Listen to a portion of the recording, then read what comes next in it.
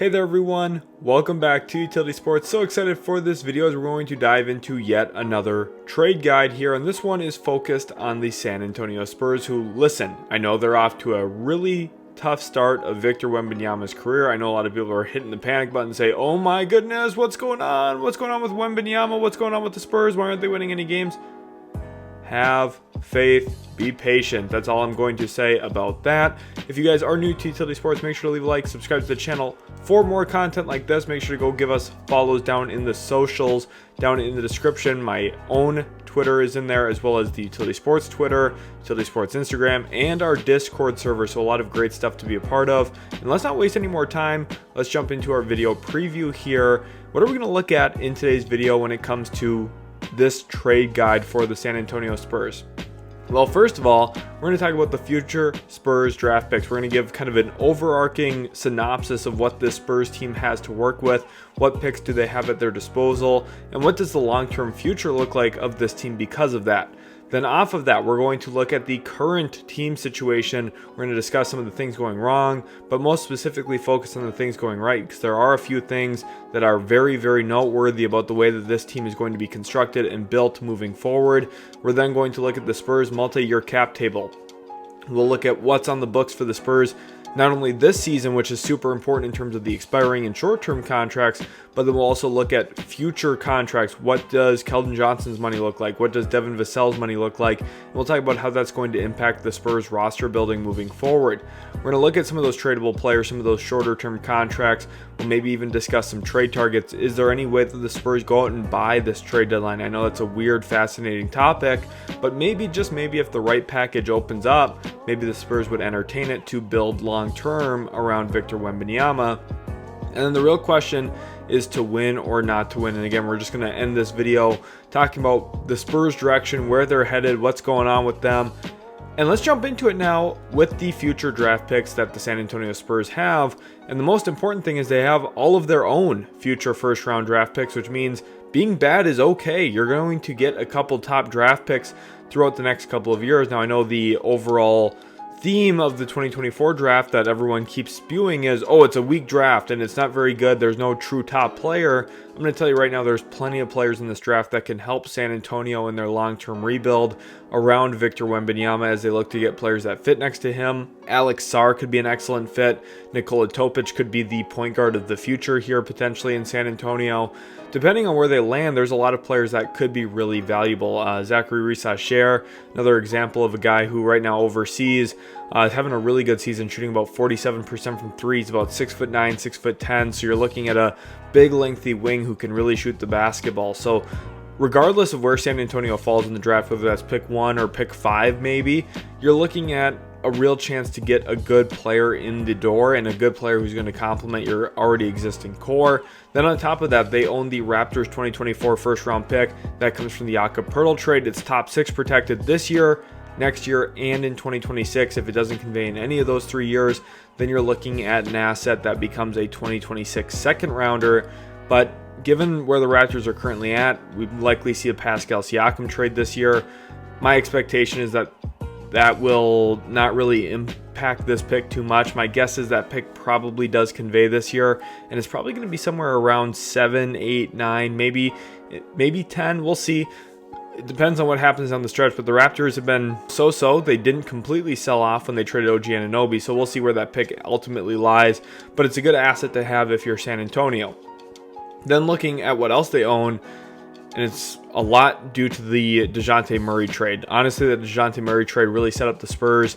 Not only did they tank at the right time, landing Victor Wembanyama in their single-season tanking, but they also got a good collection of assets. They own the Hawks 2025 first, 2027 first, and a 2026 swap option. So as the Spurs get better, if the Hawks end up falling off, maybe they're able to bring in another high asset, another high draft pick in that 2026 draft. They own the Bulls 2025 first, that is top 10 protected in 25, and it's top 8 protected in years 26 and 27. So another good asset to have in your treasure trove of picks. They own the Celtics 2028 swap option that comes from the Derek White trade a couple trade deadlines ago. And this offseason, they made a trade with the Mavericks and Celtics in a 3-team deal where they picked up the Mavericks 2030 swap option as well. So you're looking at the Spurs having a good collection of assets here, and I think the most important thing to talk about is the fact that they not only own their own future, they own the futures of a lot of other teams as well. So there's a lot of good chances here for the Spurs to make some maneuvers, whether that means trading for another player, maybe that means moving up in the draft, or maybe that just means keeping these picks, fleshing out their team with a bunch of young talent, and really just going through the draft process of, hey, we're going to miss on a couple of these picks, but some of these guys might pan out really, really well next to Wembanyama, and if that is the case, then the Spurs are looking really good long term. Looking at the current team situation, now it doesn't look quite as good right now. They're last in the Western Conference at the time I'm recording this. They have 5 wins. They're really not good this season, but I think it's because they're intentionally tanking. Now, I know some people are going to say, well, the teams are young, they're not that good actually. Well, listen, Greg Popovich knows how to win games in the NBA. He's proven that. He's one of the most winningest coaches of all time, one of the best coaches ever. The Spurs are intentionally losing, if we're going to be completely honest about it. And the reason that I can comfortably say that is because they have lineup combinations that are really good, that they just don't play very often. One combination that's really great together is Trae Jones and Victor Wembanyama. When they're on the floor together, the team's actually pretty good. They have a positive net rating when those two share the court, regardless of the other 3 around them. Because of that, you would think Trae Jones and Victor Wembanyama would share the court a ton together. The answer to that is no, they do not. They have a bit, obviously, but not as much as they would be sharing the court if they were actually trying to win. The Spurs have been really reluctant to start Trae Jones. I understand why. They're positioning themselves for draft picks. Trae Jones also becomes extension eligible this offseason, so by not starting him and not giving him a ton of minutes, maybe you have a little bit more leverage in contract negotiations there. I think that's part of it as well. And then when we look at Trae Jones plus Wembanyama plus Devin Vassell, they're actually pretty solid. They have a plus 4.1 net rating when those 3 guys share the court together. So you're looking at an actual formidable trio that honestly, I think it's possible to upgrade over Trae Jones at the point guard spot as well, and then maybe you look at him as a true backup point guard behind a really good starting point guard. If they go that way in the draft, maybe an Isaiah Collier, for example. But regardless, you have some things that are real bright spots on the team right now. Even though you're losing a ton, even though the team is tanking, they're not winning games, I think there's a lot of bright spots that I would point to and say, this team's going to be really good in the long term.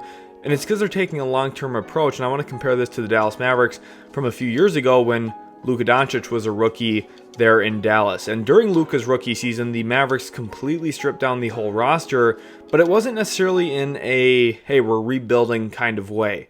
And what I mean by that is they traded away players and picks to try and reposition the team very rapidly around Luka Doncic, and in that process, they traded for Kristaps Porzingis, who I would say that the Mavericks shouldn't regret trading for. I think he is a good fit, and I think if the Mavericks were more patient, he could have been the right guy next to Luka long term. They weren't patient though, and I think that's really the whole summation of Luka's time there in Dallas. Mavericks front office is not patient. They have no willingness to wait and see if things work. And because of that, they make trades rapidly. Every single trade deadline, the Mavericks are making something happen, whether it's for Kyrie Irving, whether it's trading away Porzingis, trading for Porzingis. There's been a lot of moves at the trade deadline in the last half decade for Dallas. And it typically leaves you without assets. It leaves you in a situation where you're trying to constantly reconstruct the team, and it's hard to do that. It's hard to win that way in the NBA with how much chemistry and continuity matters. The Mavericks are a real symbol of a team that, even though they have a top 5 player in the world, they underperform because of their roster construction, because of the way that they manage their team. And I think the Spurs are doing the exact opposite. Just looking at what their kind of planning is, it seems like they're going to take a long-term approach where during Wemby's rookie season, they're intentionally losing, they're stocking up draft picks, and they're committed to building their young core with guys already on roster like Devin Vassell, Keldon Johnson, Trae Jones, Jeremy Sohan, Malachi Branham may be a part of that, Blake Wesley may be a part of that, CD Sissoko, who they drafted in the second round, may be a part of that. They have a lot of young options already. Because of all those young options, they're not in a spot to win games, but they're committed to developing them. They're committed to building that continuity, that chemistry with Wembanyama, which clearly has been a little bit destructive this year. They haven't been on the same page a lot, especially with maybe feeding Wembanyama as much as they should, but I think their long-term plan here is a little bit more sound than what Dallas has executed in recent memory. And when we look at the Spurs cap table, there's guys that I would classify as long-term pieces and guys I would classify as short-term pieces. Vassell, probably the most important long-term piece not named Wembanyama on the team. He is signed through 2028, 2029 with a semi-descending contract. It doesn't descend every single year. There's a couple of years where it escalates back up to $27 million annually, but I would say it's one of the best long-term contracts in the NBA. They got him at a very good price. He's a really good player who impacts winning. I think he's going to be a great piece to have while keeping their cap space open long term. Keldon Johnson's on one of the best contracts in the league as well. I still think we're waiting for that next jump from him. I'm not sure if we're ever really going to get it, but regardless, he's a valuable player at a really premium position in the NBA. It's hard to find good quality defensive minded wings who can also give you a little bit of juice on offense. Keldon Johnson does that. Again, descending contract through 2026, 2027. Zach Collins just signed a 2-year extension. Not my favorite thing in the world. I understand people saying, oh, you want to have a center next to Wembanyama, you want to have big bodies around him. Listen, it's important. I think that they overpaid Collins here a little bit. I know Spurs fans are going to disagree with me. I understand why you guys like Collins. I think he's a good player. I liked the signing a lot when they signed him from Portland a few years back. I just don't know if I would have given him as much money as they did, but with the escalating salary cap, it's probably not too big of a deal. It's a short-term contract. It really isn't a big deal. Even with me not liking the deal as much as others, I would say it's definitely not debilitating. It doesn't have any long-term impact on the Spurs, and really it doesn't limit any of the moves that they would like to make down the road. They have RFA status on a bunch of guys like Sohan, Branham, Wesley, Sissoko, who we've mentioned, and then also Trae Jones becomes an unrestricted free agent after the 2024-2025 season. So again, when it comes to those extension talks likely that are going to go on this offseason, I think the Spurs are probably going to get a good deal on Trae Jones, probably keep him anywhere from maybe $10 to $13 million a year, which is super affordable, especially for a player who's been a good impact player for them this season. Then when we look at it short term, what guys do they have on the books right now that maybe aren't part of their long-term future? Doug McDermott comes to mind. He's a nice shooter. Remember his days back at Creighton where he was Dougie McBuckets, and well, he just never really lived up to that in the NBA. He has an expiring contract this year for the Spurs around $14 million, just a little bit south of that number. Devontae Graham has a non-guaranteed deal for next season. Only about $2 million of that is guaranteed next year. $12.1 million this year, so he's a player that essentially teams might look at as somewhat of an expiring. And then Cedi Osman, an expiring contract this year, a little bit north of $6.7 million. Definitely affordable, definitely easy enough for teams to fit into their cap tables if they want to trade for a player like Cedi Osman, which, I mean, wings with some real experience as a starter and off the bench in this league. Those are valuable around the trade market season, and I think that's something we're going to touch on here with those tradable pieces. We're going to start with McDermott. What could you really net for Doug McDermott on the trade market? Now, I think for the Spurs, you're not looking at some big, ginormous trade here this trade deadline more than likely. We're going to talk about some of those possible bigger trades here in a second, but this is more like, hey, we're going to sell some of the guys who aren't part of our long-term future here for small assets. What this McDermott one could look like is maybe a mid-level exception contract that hasn't aged super well. For example, PJ Tucker in Los Angeles with the Clippers, he's just not part of their rotation, and a second-round pick. So does PJ Tucker plus a second-rounder get Doug McDermott? Something like that would line up. I'm not sure the Clippers would actually want to do that. It's just an example of a contract where the money matches and you're able to get something done there if the other team's willing to do it. Again, I don't think the Clippers are the exact team for McDermott. Just kind of an example of what that salary would look like in a deal. Then Cedi Osman, for him, again, around $6.7 million, it makes it pretty easy to get him in a trade where you throw in a couple minimum contracts and a far-out second-round pick, and you probably have a done deal. The Spurs probably aren't looking at Cedi Osman as a long-term part of their team. They look at it from a perspective of, hey, can we get maybe a flyer on a younger player, open up a roster spot here, and take a shot on somebody. And with that, we also get a second-round pick, helps us with some trade flexibility going forward. Cedi Osman, listen, I know he's been playing minutes, and I'm sure Spurs fans like him to a certain extent. just like what happened in Cleveland, a player like Osman's expendable, and if you're able to extract any value for him, I do think that's something you should consider, especially when you're a team at the bottom of the standings right now. Devontae Graham, I would be surprised if he actually receives any value in any type of deal. He's a small guard who doesn't really defend. I would say somewhat of a net negative contract right now. The fact that it's non-guaranteed next year makes it not so bad. But my expectation with Devontae Graham is that the Spurs would likely just waive him in the offseason. And these are the three most likely traded players on the team I would expect. Just looking at it, I just don't see them trading any of the young guys. I can't see Sohan or Keldon or Vassell getting dealt unless there's some type of big trade that the Spurs are lining up, which we're going to talk about here right now. But going into this, I want to preface it by saying I don't see this type of big trade happening, but I do want to touch on it just in case something comes to fruition, and that's some potential trade targets. And I've got a couple of interesting names on here. We're going to start with the bigger names and then kind of get down to something that's maybe a little bit more even realistic, or just something that I think the Spurs should even just have on their radar a little bit.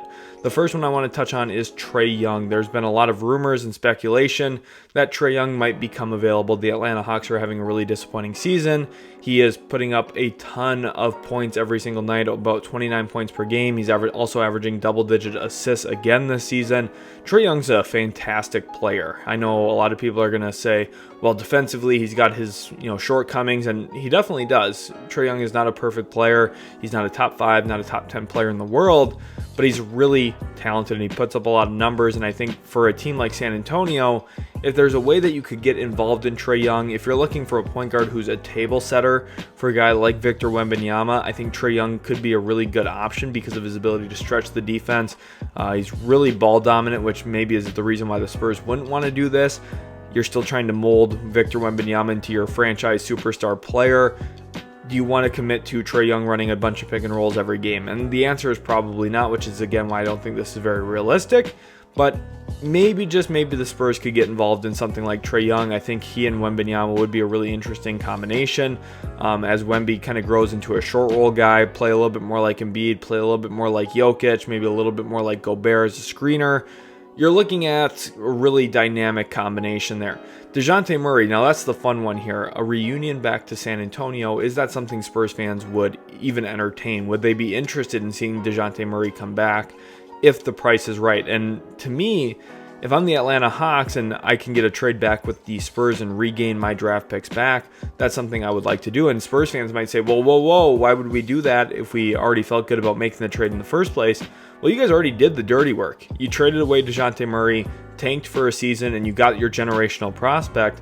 Imagine bringing him back. It's basically like you loaned him for a year to the Hawks. Didn't work out for Atlanta. The Spurs got a massively good result from that deal just by tanking and getting Victor Wembanyama in year one of their rebuild. Getting DeJounte back in the fold, I don't think is a bad thing. Now, I'm not saying that I would necessarily sell out and make sure it happens if I was San Antonio, but I'm just interested to hear what Spurs fans have to think about it.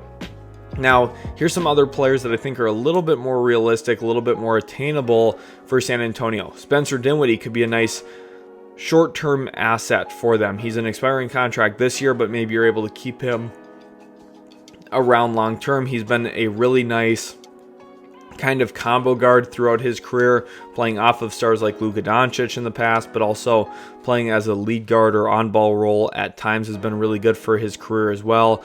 And I think, coming out of Brooklyn, who knows what the Nets are going to do. They're not really playing their best basketball right now, but I do think that they want to win. They want to stay competitive. So how do the Spurs get involved in something like that? It would likely have to be a part of a 3-team deal, just like it would have to be with Andrew Wiggins, where the Warriors are making some type of big win-now move. They're trying to trade for maybe a guy like Pascal Siakam, and maybe the Raptors don't want Wiggins back. Now, I'm not suggesting that they don't. I'm sure the Raptors would actually have interest in Wiggins. But in the event that they didn't, that's where the Spurs would jump in, maybe throw in one draft asset or a small, whatever piece in there that gets the deal done for them to land Wiggins, take in his money, and then you're kind of cooking with gas there, where you're getting a veteran player, someone who can help contribute to winning a little bit.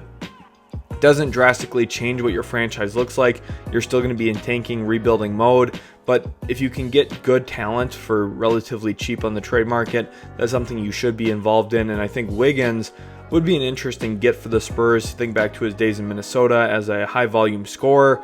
Now, I'm not saying that's what he would be again in San Antonio, but maybe you find a happy medium from what he's doing currently in Golden State as kind of a third, fourth, fifth option at times to maybe a second or third option a little bit more consistently there in San Antonio. You maybe find an 18-point per game scorer who is a little bit more efficient than he was in Minnesota, impacts winning more than he did in Minnesota, but is a bit more involved than he currently is in Golden State.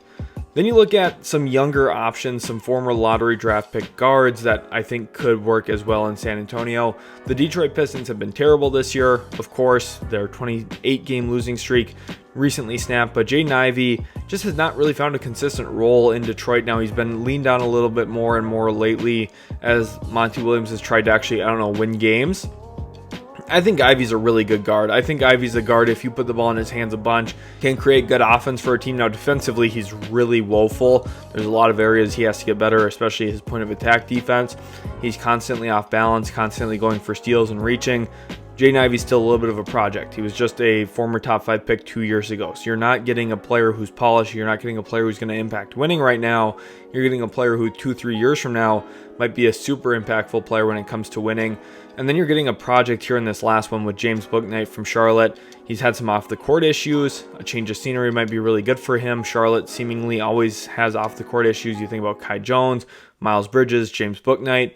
There's something going on there in Charlotte, honestly, is whether it's the organization, whatever it may be. I mean, part of it might be their actual player, character development as well. Are the Spurs in a spot after the Josh Primo incident to take in a player like James Bouknight? Maybe, maybe not. But I do think it's worth the thought, at least, of, hey, can we get Bouknight for really cheap? See if we can extract some of that lottery talent that he had coming out of UConn a few years ago. And if the answer to that question is yes, he might become a really good sneaky buy low move for the Spurs this trade deadline. So let's look at the future outlook here of the San Antonio Spurs. The question, to win or not to win. And, well, they're not going to win this year, but I think they're going to be really good sometime soon. Not this season, maybe not next season, but soon. Victor Wembanyama, he's flirting with 20, 10, and 3 right now, 3 blocks per game. He's just been absolutely awesome defensively. I know people are going to overreact to that and say, well, the Spurs are so terrible. They're not winning games. How can he be so good defensively? Because it's a whole team construct issue. I mean, one individual guy can be really great defensively, and it doesn't mean the team's a good defensive team. I think when you look at Victor Wembanyama, he's averaging the most blocks as a rookie since Sean Bradley about 40 years ago. He's just a really good player when it comes to his length, size, shot blocking, rim protection, all the things I talked about him during his draft cycle. And I know people are going to point to the inefficiencies. They're going to point to the turnovers. Right now, the Spurs aren't giving him a lot of structure. They're just throwing him out there saying, hey, go to work, big fella, and we're going to let you do whatever you want to do. And I said it all draft process that, listen, Wembanyama's got all the tools, he's got all the traits, and the one thing I wanted to see from him is I wanted to see real structure where they ask him, okay, you got to roll, you got to be a screen and roll big, you've got to catch around the rim, you've got to use your touch close to the basket. If you ask him to just catch and shoot a bunch of threes or create off the dribble all the time, he's not going to be super efficient, especially early on. Guys like Kevin Durant weren't even efficient early in their careers. I think if you find a healthy medium of, look, we give him some time to be his own dude and go out and create shots and look to make things happen, that's perfectly fine. That's a good part of his development.